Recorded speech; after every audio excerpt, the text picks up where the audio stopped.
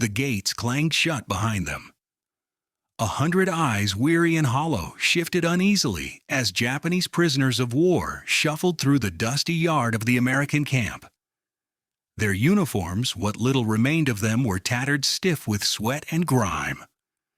Sun had baked their skin into leather. Lice crawled freely in the seams of their collars. For months these men had fought in jungles and caves where water was rationed like ammunition, where bathing meant wading into muddy rivers swarming with insects.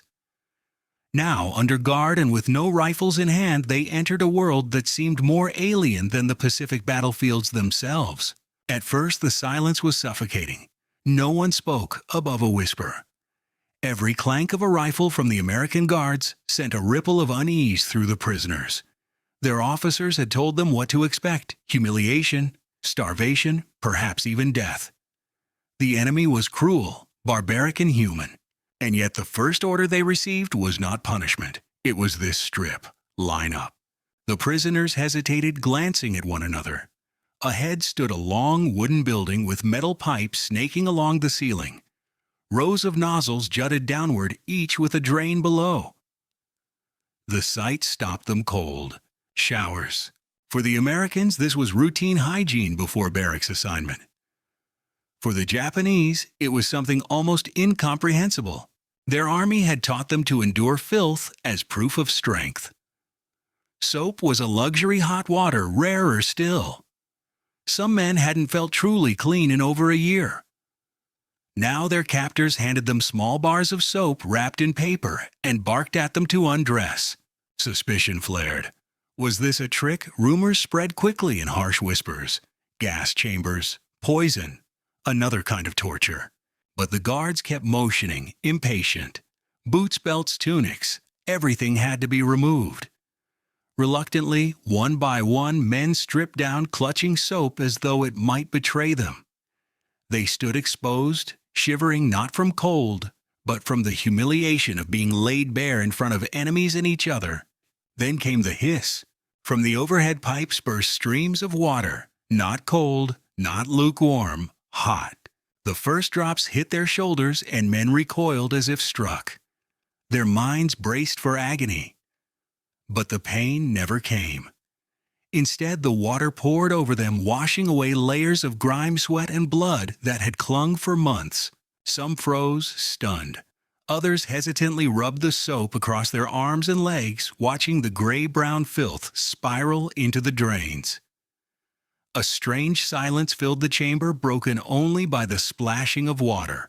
The fear dissolved, slowly, awkwardly. A corporal closed his eyes and let the stream run down his face. A mechanic from Yokosuka whispered almost to himself, "Atsui." Hot. The first warmth he had felt in years. For a moment, they were no longer soldiers, not captives. Just men rediscovering what it felt like to be clean. When the water stopped thick, towels awaited them, cotton soft, folded neatly. They dried themselves clumsily, marveling at the fabric, pressing it against their faces as if it were a relic from another world. The Americans looked on with indifference. To them, it was procedure, nothing more. But to the prisoners, it was a revelation. That night, the barracks were quiet. Men sat on wooden benches, their skin pink from scrubbing their uniforms bundled at their feet. Some avoided eye contact. Others touched their arms absent-mindedly, as if confirming the sensation of cleanliness was real. No one knew what to make of it. The indoctrination of years weighed heavy. Officers had sworn that capture meant degradation, yet the first act forced upon them was bathing. Why? Whispers filled the dim room. Some muttered that this was psychological warfare, that the Americans meant to soften them, to strip away their endurance. Others clung to darker suspicions: the soap was poisoned, the hot water laced with chemicals. And yet, nothing bad happened. No sickness followed. No hidden cruelty emerged. Instead, wounds began to look cleaner. The itching from lice began to fade. For the first time in months, the smell inside the barracks wasn't unbearable. It was unsettling, because in their minds the enemy was supposed to be cruel. And yet, here they were, healthier than before. The days fell into rhythm. Roll call at dawn, rations at the mess hall, and then again the march to the showers. Each time the same ritual: soap, hot water, towels, scrubbing under watchful eyes. At first men obeyed stiffly, doing the bare minimum. Some barely let the water touch their faces. But gradually something shifted. A young soldier who had once scowled at the soap now scrubbed vigorously, as if peeling away his old skin. Another began folding his towel neatly. A small gesture of pride returned. A few even compared notes on which soaps lathered better. The irony was bitter in captivity. They were cleaner, healthier, and though none would say it aloud, perhaps more dignified than they had been in the field. What unsettled them most was the contrast. Back in the Imperial Army, endurance of filth was praised. Soldiers marched with lice in their scalps, sores festering on their legs, and uniforms stiff with sweat. Complaints were weakness. But here, the Americans enforced hygiene with military discipline. They treated cleanliness not as luxury, but as necessity, an order equal to carrying a rifle. The message was silent, but unmistakable dignity mattered even for prisoners. And that thought, unexpected, unspoken, began to gnaw at them. If the enemy treated captives with more care than their own commanders had shown, what did that say about the world outside these barbed wires? To the Americans, showers were routine. To the Japanese prisoners, they were something else entirely. A confrontation not of weapons, but of worlds. A ritual of hot water and soap that began to wash away not just dirt, but illusions. And in that clash of expectation and reality lay a deeper, more haunting question. Had everything they'd been told about the enemy been a lie? The showers became a ritual. Every morning or evening, depending on the camp's schedule, the prisoners were marched across the yard under watchful eyes. The guards handed out bars of soap, sometimes wrapped in brown paper stamped with military supply codes. Towels followed, folded and marked like everything else in the camp, efficient, standardized, impersonal. For the Americans, it was nothing more than procedure. Strip, wash, dry, return. A system designed to prevent lice, disease, and outbreaks that could sweep through crowded barracks. But for the prisoners, it was never just routine. The hiss of pipes still brought unease. Some men lingered at the doorways, remembering rumors of gas chambers whispered during the war. Others rubbed the soap hesitantly, suspicious that the white foam might conceal poison. Each time the water poured hot and clean, and each time no harm came. And slowly suspicion began to erode. Days turned to weeks. The changes were undeniable. The constant itching of lice vanished. Rashes faded. Ulcers healed faster than before. Men who had coughed through sleepless nights now found their breathing easier. Even the stench that once hung heavy in the barracks lifted, replaced by the faint sharpness of disinfectant soap. The transformation was physical, but it carried something deeper. One prisoner, a gaunt sergeant who had fought in New Guinea, stared at his own reflection in a puddle after a rainstorm. For the first time in years, his face looked younger. The grime was gone. His skin, though scarred, was clearer. The sight unsettled him. How could captivity make him appear stronger than freedom had? The paradox became the subject of quiet conversations. At the mess tables where they sat cross-legged over bowls of beans and bread, men compared the new life inside the wire to the hardships they had endured in the field. In the Philippines, one muttered, "My company bathed once in 6 weeks. We drank from the same rivers we pissed in." Another responded bitterly, "Our officer said suffering was honor." That lice were proof of endurance. The men fell silent, chewing slowly. Because the truth was uncomfortable. Here under enemy watch, they were healthier than they had been under their own command. Not everyone accepted it. Some muttered that the comfort was a weapon meant to soften them, to strip away the iron spirit that defined a Japanese soldier. A few even resisted, deliberately washing only half-heartedly, convinced that indulgence was dishonorable. But others quietly, secretly began to appreciate it. One man lingered under the hot streams longer than allowed, closing his eyes, remembering the bathhouse back in Tokyo where his mother once scrubbed his back when he was a boy. Another soldier, younger and less hardened, pressed the towel against his face, each time inhaling the faint chemical scent as though it carried him back to a world before the war. These were dangerous thoughts because they chipped away at the image of America as barbaric. The guards noticed the shift. At first, they had to bark orders, repeating instructions through translators. Scrub your feet. Wash your hair. Use soap everywhere. Prisoners resisted muttering or dragging their feet. But by the second month, the guards saw men lining up more willingly. Some even folded their towels neatly before handing them back, an act of discipline that echoed their lives before captivity. It wasn't gratitude. It wasn't even obedience. It was something subtler, a recognition that the showers had become part of survival, as essential as food or sleep. What unsettled the prisoners most wasn't the water itself. It was the idea behind it. In their army, filth was a badge of toughness. Pain was endurance. Complaining was weakness. Here, the Americans enforced a different law. Health was discipline.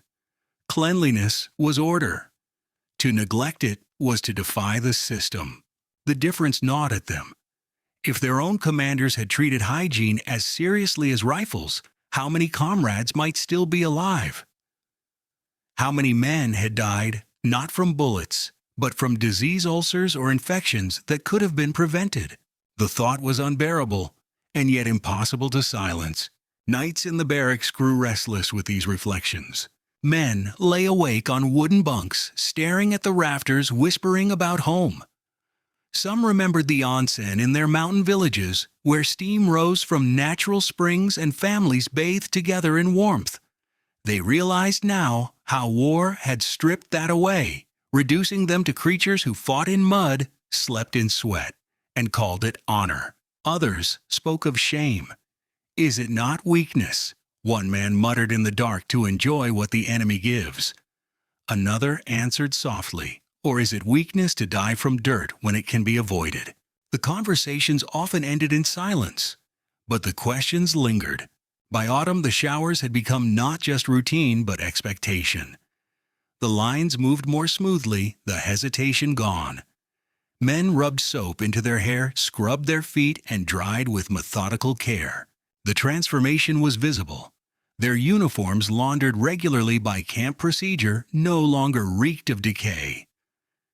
Their bodies, once gaunt and sickly, carried more strength. Even the guards remarked with half a smirk that the prisoners looked better now than when they had arrived.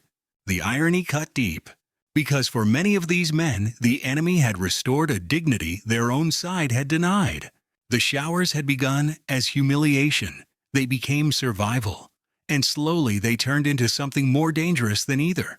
A window, a glimpse into another civilization, one with enough resources, enough organization, enough discipline to treat even captives with care. And that realization unsettled the Japanese prisoners more than hunger, more than barbed wire, more than defeat itself. Because if America could give soap, hot water, and towels to its enemies, what must it give to its own soldiers? Winter crept into the camp. Frost glazed the barbed wire at dawn, and the prisoners' breath rose in pale clouds during roll call. The ground hardened beneath their boots, and even the barracks felt colder, the wooden walls rattling in the wind. But inside the shower building, the ritual remained unchanged. Hot water hissed from overhead pipes, steaming against the chill. For many, it became the one sanctuary of warmth in a season of hunger and confinement. At first, the men entered hurriedly, rushing to escape the freezing air. But once the streams hit their skin, the change was visible. Shoulders sagged, jaws unclenched, eyes closed. For a few minutes, the war fell away, and the water carried them back to memories of home. One prisoner, a former schoolteacher from Sapporo, later recalled how the showers haunted him. He remembered the way steam swirled around him, the way the soap smelled faintly of lemon, and how in that instant he felt almost, not soldier, no, those few minutes, the contour, Japan had drilled into its soldiers that surrender meant dishonor, that the enemy was cruel and savage. But in the American camp, the opposite seemed to unfold. Here, order was enforced through cleanliness, discipline through health. Even as captives, the men were given what many had been denied on their own side, the chance to live without filth. It was not kindness. It was not generosity. It was simply the American system at work. And that was perhaps more unsettling than cruelty would have been, because cruelty at least fit the narrative. But dignity, hygiene, organization. These spoke of a strength that ran deeper than battlefield victory. Some prisoners tried to resist the thought. They told themselves it was manipulation, that comfort was a weapon sharper than bayonets. They muttered that each bar of soap was meant to erode their spirit, each hot stream a trick to weaken resolve. But others began to see it differently. One young soldier, barely 20 when captured, confided to an older comrade, "If our army had treated us like this, we would have fought stronger." The older man didn't reply. He couldn't, because in his heart he knew it was true. The showers began to affect behavior in small but telling ways. Men started to wash more carefully, not only when ordered, but out of habit. They scrubbed their uniforms harder, folded their towels with precision, even polished their mess tins with leftover soap. Cleanliness, once alien, became a form of quiet pride. The guards noticed. They no longer had to shout as often. Instead of dragging their feet, the prisoners moved with a strange efficiency. Not eagerness, but acceptance. And somewhere in that acceptance lay the seed of transformation. The camp chaplain, an American who occasionally observed the rituals, once remarked, "You can measure the spirit of these men by the way they bathe." At first they fought the water. Now they let it wash them. He didn't mean just dirt, he meant illusions. Because every drop of water reminded the prisoners that the world was larger, richer, and more organized than they had been taught. That their empire, which had demanded sacrifice in mud and disease, was not invincible. That another nation could fight a war and still have the strength to keep even its prisoners clean. It was a devastating revelation, one more powerful than propaganda. When the war finally ended and the gates opened, the prisoners carried many memories home: hunger, humiliation, the sting of defeat. But for countless men, one detail stood out above all others. Not the gun towers, not the barbed wire, not even the battles that had led them there. The showers. Years later, in interviews and memoirs, Japanese veterans spoke of them with the same mixture of awe and disbelief. The hot water, the soap, the towels. The strange sense of being treated not as animals, but as human beings. For some, it was remembered as humiliation, proof that they had grown soft under the enemy's care. For others, it was a bittersweet gift, a moment of humanity in the ashes of war. But for nearly all, it became a symbol of the vast difference between the world they had been promised and the world they had discovered behind barbed wire. One former prisoner summed it up with words that echoed long after his death. "We entered the showers as soldiers of the emperor, certain of the enemy's cruelty. We left them as men forced to question everything we believed. The hot water washed away more than dirt. It washed away illusions. And that perhaps was the quietest, most profound weapon of all. Not bombs, not bullets, but soap, hot water, and the dignity of a shower that no one expected.